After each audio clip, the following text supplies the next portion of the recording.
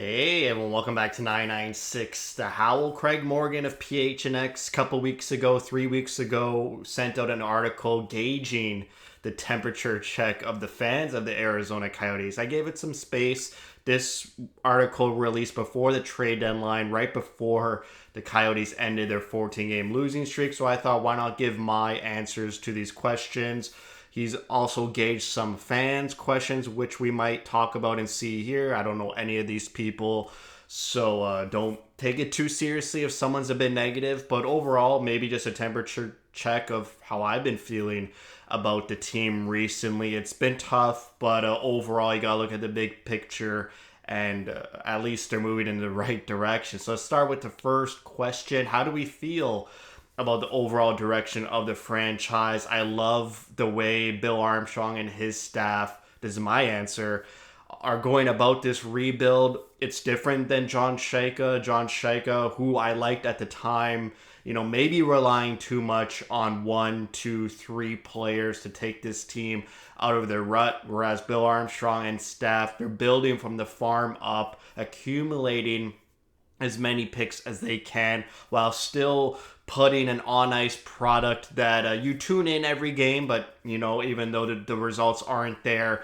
it's not too atrocious like we've seen some other teams like Chicago, San Jose, or Anaheim. They're not mortgaging their future like some other teams. They're not tied to any terrible contracts. For me, the direction of the team is wide open. They could go many directions.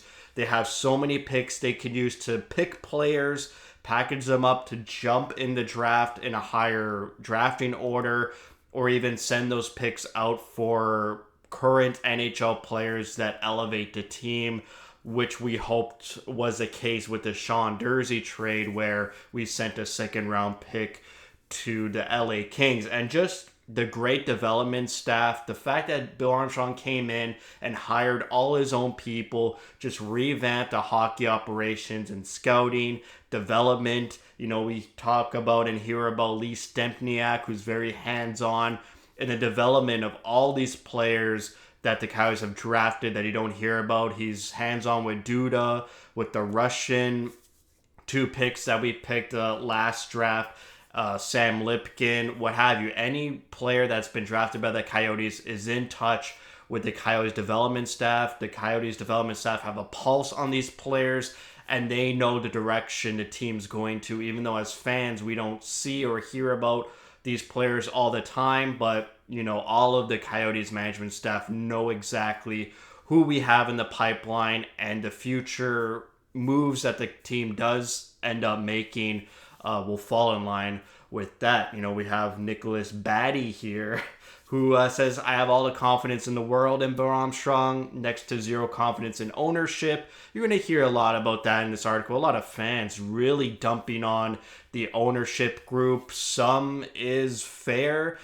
This article was written before the auction was announced that the Coyotes have the minimum bid on a piece of land, and the ownership group was quiet around this time. It was around the time where a lot of relocation rumors and speculation was running rampant around the All-Star game, around, where the Utah Salt Lake City guy released his statement that he's eager for an NHL expansion team and what have you. So that was my answer.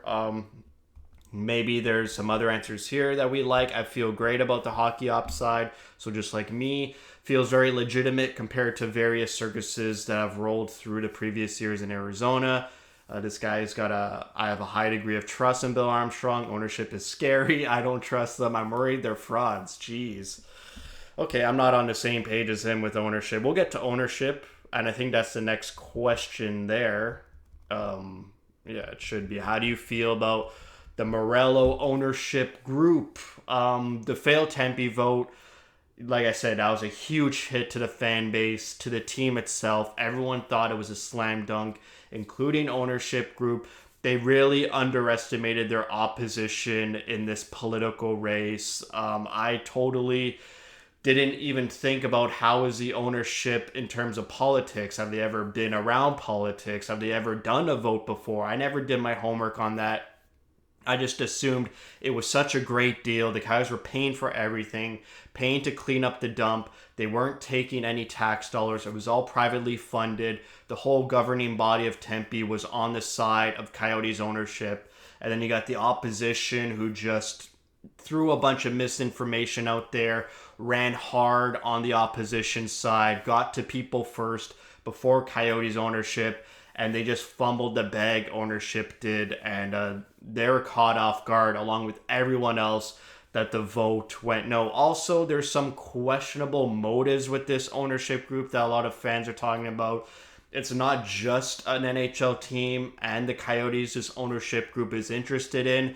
They've been transparent. They want to build a whole bunch of stuff. They want to build entertainment centers. They want to build condominiums. They want to build hotels. They want to get into sports betting and release a sports book and a physical sports betting entity where people go and do sports betting and gambling. They've been transparent. I know that's what they want to. So I'm not sure you can say, on the other hand, as an argument, if they had an ownership group that only cared about hockey and the Coyotes, they would have already had arena plans built. There's speculation that the Morello ownership group has turned down certain land sites because it's not big enough or not appetizing enough to build all those other supplementary things that the ownership group wants to build alongside an arena. There's talks like the Mesa site. They're so eager for the Coyotes, but ownership group wants to go another route and get prime real estate for their other business ventures. So there's that part of the argument as well. But for me, at least, I know ownership. The Coyotes are just one arm of the business of this ownership. And that's just how business is. And the fact that they came in around 2019, showed off their money, acquiring Taylor Hall, doing other things, saying they need to move from Glendale. And they've been trying. If that Tempe vote went yes, for sure, everyone would be loving this ownership group. But because the vote went no, for other reasons, not just the ownership group are frauds or they're terrible. It's just they underestimated the opposition, didn't put enough money in it. It was unexpected. They thought that they were very clear in this message that the public would love this venture the Coyotes ownership group put out. We're going to pay for everything, the no tax dollars, this and that. We're going to revitalize Tempe and make it a destination. Just, misinformation's a powerful drug, I would say. So let's get into some fans here. The first one from Owen. I think the direction of the franchise clearly points towards relocation. Geez, ownership groups seem to think they're great at what they do, but fail at every obstacle. This guy's very negative, it seems. If we just look at the on-ice performance, obviously what's going on right now isn't ideal, but we have the building blocks to make a big step, and it'll happen soon. Ownership group sucks. Trash bag would be better than the ownership group. Yeah, that's just total negativity from here. Not saying he's wrong, but that was all negativity right there. This depends on the day and subject. Before Javier Gutierrez's interview the other week, where he said they were looking at, the current site that we all know they're going for the auction for. This person was mostly convinced or completely in over their heads with the arena situation, and now is somewhat more optimistic. This ownership group was very quiet after the vote went no, and I think they released a statement sometime in the offseason where ownership says the next time you hear from them, it will be about a confirmed situation. And that went on for about 9 months. And then finally, we're starting to hear more of a solid plan and the next steps moving forward. I personally liked that Morello hasn't spoken up since, and he's staying in the background. Gutierrez as well. He took a step back. He was all over the media, PHNX, YouTube, front-facing with the public during the vote and lead up to the vote. But since then, he's been quiet as well, which I like. They got to do their business. They can't publicly say things due to legal processes and what have you. They can't just say, yeah, we want this land, but it's not publicly available land or public knowledge that this land is up for auction. They got to follow the processes. I wish they could be transparent in this process, but you never know what goes behind closed doors. It might tarnish the deal. What if they said in November or December, hey, this is the exact piece of land we want, we're going to put in a bid. This is where the future of the Coyotes is. And then the land development office is like, you can't do that. It's not public knowledge. You went ahead, you jumped the gun. You got to give everyone a fair chance to auction on this land. So I agree on the business side as well that they've been quiet, but I think that's the purpose of the process. They have to be quiet and can't really say much, which is why you get so much speculation. I agree. But at the end of the day, it's business, it's legal processes, and as long as they're following everything to a T and doing the right things is all I ask for. Maybe we get some positive here from Kenny. I appreciate them. They're trying to make things happen in a positive way, but think a lot of past ownership issues have made the majority of Arizona fans just question everything they do, and that doesn't quite pan out. That is fair as well. There's so much baggage coming from the John Shaka era, the Don Maloney era, that it's unfair to bring that baggage onto current ownership. We'll do one more here. Very meh from Chris. They seem to be utterly clueless and naive on political PR realities. I agree with that. Having avoidable payment issues while at Glendale and a horrendous execution of underfunding of the Tempe Arena vote. I mentioned that. The Glendale payment issue, there are so many rumors and speculation on that. The Coyotes, once they were known about the issue, sent the money within 24 hours. That was blown up, and Craig Morgan has repeatedly said that's just simply not true, that they were intentionally not paying Glendale. It was just a mistake that was rectified the moment they were told to do so by Glendale. Let's see here. Even with every past Tempe mayor, Republican and Democrat, being hugely in favor of it, the vote didn't go as much as a slam dunk as they hoped. An utterly moronic approach to social media and Twitter. We'll get to that later. A lot of speculation that Alex Morello's son runs the Twitter. However, if that's true or not, it's never going to be said 100%. I don't care about Twitter. I don't pay much attention to Twitter. If it bothers you so much that the owner's son is running Twitter, I mean, I think there's bigger issues at hand than who's running the Twitter. He also trashes the clothing line and fashion line, but doesn't give credit that Alex Morello's son was involved in a new alternate jersey the Coyotes have, the Arizona word mark, which is an amazing S-tier jersey in a line of S-tier jerseys the Coyotes already had, and it fits well in their repertoire of jerseys, and not a lot of credit is given to Alex Morello's son. I'm not defending him, I'm just saying he doesn't give credit where credit's due on making a fantastic alternate jersey for the Coyotes. We'll go to the next question, which is coaching staff. So going back to on ice, how do you feel about Coyotes management? Oh, I'm skipping this one. My mistake, because I already talked about management and moving forward with the amount of picks and the direction on ice and the development staff, the scouting staff. I love everything management is doing. So let's get to how do I feel about Coyotes coaching staff. I got a lot of choice words to say here. I was severely disappointed by the 14-game losing streak. I feel like that was unacceptable. It's kind of tarnished my feelings about the Coyotes recently. Maybe you guys pay attention or not. I'm not doing too many of those game reviews, Howl episodes. I will get back into it. I am watching every game, but it was just a hard pill to swallow, and it's been a while since I felt like that with the Coyotes. Been doing this channel for 8 years, and obviously there was way darker times, but just expectations maybe got a bit too much for this team. And also a 14-game losing streak, just it cannot happen. And especially with the amount of talent up front on the forward group, you would have never thought that a 14-game losing streak would have been possible by this player core we have. Also, way too many penalty killing. They're tops in the league in penalties taken. They're undisciplined. They're like top 2 in the amount of too many men penalty taken. And it's a known issue. Reporters have asked Tourney, what is it with these too many men penalties? And Tourney says it's stupidity, and yet it keeps happening. So like a lot of little bad habits that I hate to see from these players. Again, it's on the players, it's on the coaching staff as well. They had a lot of bad habits during the 14-game losing streak of getting scored on in the first 5 minutes of the game. They were one of the worst teams in the NHL in the first 5 minutes of a game getting scored on. That seems to be rectified, but again, they knew it was an issue and it kept repeating and repeating. Everyone knew it was a preparation issue, so why not fix it? And it took them a long time, but thankfully it is fixed.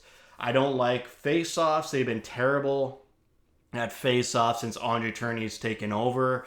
They try to rectify that by hiring Forsyth in the offseason, who is a power play specialist and helps on the face-offs as well. He's coming from the Washington Capitals. The power play has been excellent, around top 10 consistently throughout the whole season, but face-offs, it's just bad. And it's so much easier to play the game of hockey when you win a face-off draw and get possession of the puck right off the draw. And also, their style of play where it's about shot quality over quantity, it's just unacceptable. There's so many games where the Coyotes have under 25 shots in a game. Sometimes it's like 20, sometimes it's 17 shots on goal. Just the shot volume problem with this team, I really don't like it. But I understand they go for quality more, but for me it's like, it's all a numbers game. If you only have 20 shots on net and you have a 10% shooting percentage, you're only getting 2 goals. You got to get those shots on net to 30 and you have a 10% shooting percentage, then you get 3 goals. So to me, they just need to have a better process offensively about shooting the puck, getting more pucks on net, making other goalies work harder than they sometimes do. This video is so long. Let's go with Robert here. Are they playing to the strength of the players they've been dealt? It doesn't appear that way for the last month. I agree. While no, some are frustrated with the losing streak, I place zero fault on Tourigny. Look at the roster. As discussed, this is not a playoff team. I agree. And when you toss in arena issues, injuries, and effort, don't agree with injuries. This team's been pretty good with injuries. If anything, it's just Barrett Hayden, who's injured again. They never really found that replacement for Hayden when he went down in November to find that centerman between Keller and Schmaltz. They tried Cooley. They tried Kerfoot. They tried McBain. Now they're on to Bukestad, which seems to be working. And again, it seems like this team has never had 3 full lines firing on all cylinders. It's always just 2 lines at a time performing well. Last season it was Keller-Schmaltz line and then the Krause and Michelli line. This year, right at this moment, it's Keller, Schmaltz, and Bukestad doing well. Gunther and Cooley and Krause being an exceptional line. But now Michelli has been quiet, and he's paired up with Kerfoot and Carconi. So they don't have enough really good players to fulfill 3 full lines of having scoring threats. Earlier in the season, it was Michelli, Bukestad, Krause doing well. Keller, Schmaltz, Hayden, or whoever was there doing well. And then we had really no third line. Zucker and Cooley weren't really meshing well. And you had random people paired with Zucker and Cooley. Sometimes Carconi. Sometimes McBain was there. Cooley was never really blasting off as he is now, paired with Gunther and Krause. We'll go one more here. I like Bear. I wonder if he needs to evolve. I think he does need to evolve. As for the assistants, I don't know them well enough to answer that. That's a fair question. Let's go to players. The second last question here. How do you feel about this group of Coyotes players? For me, the core of this team is Keller, Cooley, Gunther, and Krause. Moser, maybe. He's not in there just yet. Schmaltz, I'm anticipating an offseason move with Schmaltz. I feel like Bill Armstrong right now, for this offseason, you need to compare this unexpected cliff dive of the 14-game losing streak. You got to compare that to 2021, where the Coyotes were in a playoff position and then went on like a 5-game losing streak and lost that playoff spot to the St. Louis Blues. And then after that happened, Bill Armstrong had that summer exodus where he traded everybody. Now, I'm not anticipating him trading everybody, but I think he needs to shake up the room to show that what happened this season was unacceptable and Schmaltz seems like the prime target. I don't think they're going to trade Krause. I think Krause in the future is going to be a great third-line leadership winger who could pot in 20 goals. Hayden, he has no value, and he's an RFA, and he's cheap, so just hold on to him for 1 or 2 more years. But Schmaltz, they can make a splash. But with this Schmaltz trade, it can't be trading Schmaltz for a first-round pick. It has to be trading Schmaltz for a player that makes the team better right now. That's going to be a very difficult trade to make happen, and Bill Armstrong has rarely made trades where, except for the Dursey trade, second round pick for Dursey, he's yet to make a trade where he ships someone out and brings someone in currently and in the present time makes this team better. Usually all his trades are he's making trades, shipping someone out to make the team better in the future.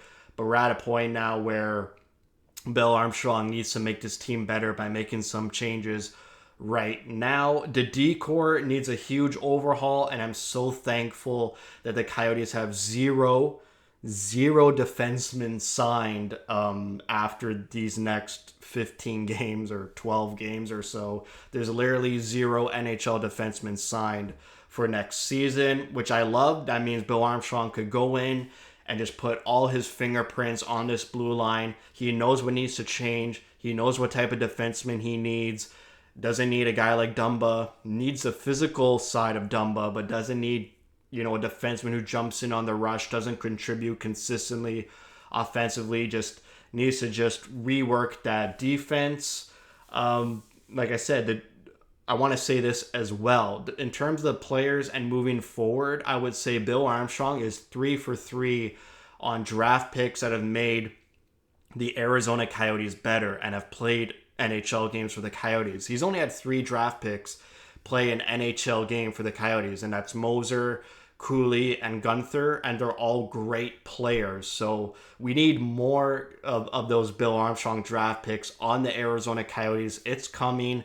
Next year, we might see Lamoureux, Geeky, maybe Langlois, who's another defenseman, maybe Sam Lipkin.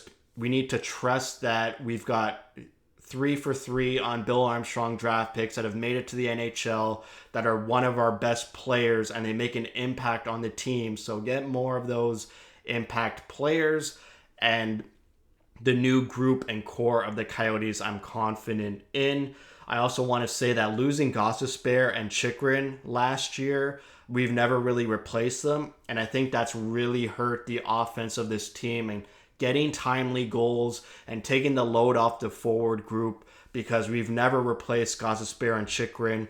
Dursey was great in the first 30 games, but once the calendar year turned over to 2024, he's just hasn't had that offensive flair that we saw in the beginning of the season, and no other defenseman is really pulling their weight offensively and just giving the forwards more help from the back end. It feels like we have Moser and Dursey, who are bona fide second pair defensemen, and then 5 other bottom pairing, 6 defensemen, 6-7 defensemen. Let's see some of the fans here. Keller, Cooley, Moser, Gunther are keepers. I agree. Everyone else can be had. Krause, Hayden, Dursey, McBain may put themselves back in the keeper list. I agree. But they're too inconsistent in their overall game for my taste. I agree. McBain has taken a huge step back from last season. Ingram and Michelli, I want to say as well, they could be in that core of players moving forward for me. But right now, they're almost there. They're in that Krause, Hayden, Dursey, McBain type group of players.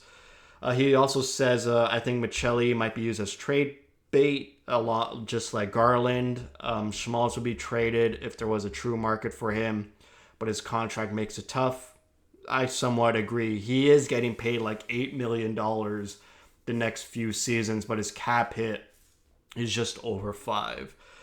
Kenny is disappointed. He felt we had a team that would be somewhat in playoff contention at this time. I agree as well. But it seems like players have disappeared all too often. Hayden, he's hurt. Schmaltz, Carconi, Krause. Zucker was a waste, and Dumbo has been a liability. I agree. Zucker and Dumba did not move the needle, and if anything, made the team worse. And they didn't live up to their previous career seasons that we all hoped they would. Let's go to Sean. Jeez. Keller, Michelli, Krause, Hayden, Cooley, Gunther. Oh my goodness. Kesselring? No. I disagree. Kesselring and Valimaki, if I bring them back, there are 6th, 7th, 8th defensemen. Valimaki is not good. I like him on a third pairing, but I really hope Bill Armstrong gets better defensemen that push Kesselring to that 7th defenseman, press box type player, and Valimaki as well. If anything, I think I like Kesselring more than Valimaki. I like Kesselring's physical prowess. He's got more of an offensive flair than Valimaki. Kesselring has hit the post like 89 times this season. They are what they are, a mix of young core players and players that we know aren't part of the plan long term, but are currently filling spots. I agree. Plugs, as we so thoughtfully refer to them in hockey slang. In terms of how I feel about core players, my great concern is that I don't think we have drafted the top talent we need. That's a fair point. If you think that Cooley, Daniel Boot, Connor Geeky, Simishev, Lamoureux aren't going to bring this team to a conference final, then we need more of a top pick player, which should be happening this summer. But again, I feel like this team is too good on paper to tank, so we're in this bit of limbo where the Coyotes will ultimately probably pick 6th to 8th in the draft order for this upcoming draft. Let's go to the last one. Has to be an hour-long video. I'm skipping the social media one because I don't care about Twitter, and it seems like a lot of people have choice words for Twitter. You could just ignore Twitter. It doesn't really matter. Do you feel more or less or equally connected to the Coyotes than you have in the past? I would say that, like I said before, the 14-game losing streak has really hurt my connection with this team, but I still watch every game. I tune in. I'm excited. I'm loving seeing Gunther and Cooley excel. I think Gunther is unbelievable. I think in the past 20 games, Gunther has been one of the best players alongside Keller. We finally have a sharpshooter, and Gunther has finally learned how to shoot the puck in a timely manner compared to his junior hockey days where he needed so much time and space. And then last season with the Coyotes, in those 30 games, he wasn't getting the time and space. He didn't know how to shoot quickly and accurately in a timely manner. Now he has the confidence to just shoot the puck. His shot is almost Austin Matthews-like, and I love that the Coyotes finally have a player who can snipe the puck with confidence. They've been missing that since I've been a fan for 12 years now, even more, like 14 years. It's not at that level of Matthews just yet, but it's like it. And you see the sniper instincts in Gunther and him playing with Cooley, who's a great passer. It's a very good chemistry build there. And I'm loving how the boys are doing. I still watch every game. I'm excited to move on from this season. I think that's where I'm at. It's just going to be a mixed bag of hockey for the next 15 games. And this offseason is going to be pivotal to take the Coyotes to the next step. I expect a lot of changes, some shakeups, some big trades Bill Armstrong is going to have to make. And I'm relating that to that Exodus summer where the Coyotes kind of let their foot off the gas in the playoff race. They let the team, the fans, Bill Armstrong down in that shortened 2021 season. And I feel like the same things are happening now. And Bill Armstrong knows what he needs to do. It's going to hurt, especially if you trade Schmaltz. He's Keller's best friend. But if Bill Armstrong could go to Keller and be like, I'm getting you a player that makes this team better right now. We're getting all these guys from Tucson and Geeky, Lamoureux. They're going to be on the team next year. This team is going to make a big step next season. But I know Schmaltz was a friend of yours. If Bill Armstrong can do that with Keller, then I'm excited for the team. Gabriel says, I feel more connected now than ever. Cheryl says, hard one to answer. I'm out of town right now. I find myself simultaneously defending the team to other out-of-towners who criticize and having to explain that fans are exhausted too. I agree. I think we all want the arena drama over. We all want actual professionals running things, and we're all just tired. A lot of baggage from being a Coyotes fan. We'll do one more. Oh my God, it's too long. We'll go with Nick's answer. I would say I'm more connected currently. I was very disconnected to the team from 2014 to 18. Understandable. Those are really bad years. It was hard to watch during those years. I think the on ice product is getting exciting. PHNX, who did this article, makes it a lot easier to feel connected with the team and other YouTubers like 99.6 The Howl. And it feels like I know more about what is going on under the hood than I did in the past. This video is like 89 minutes.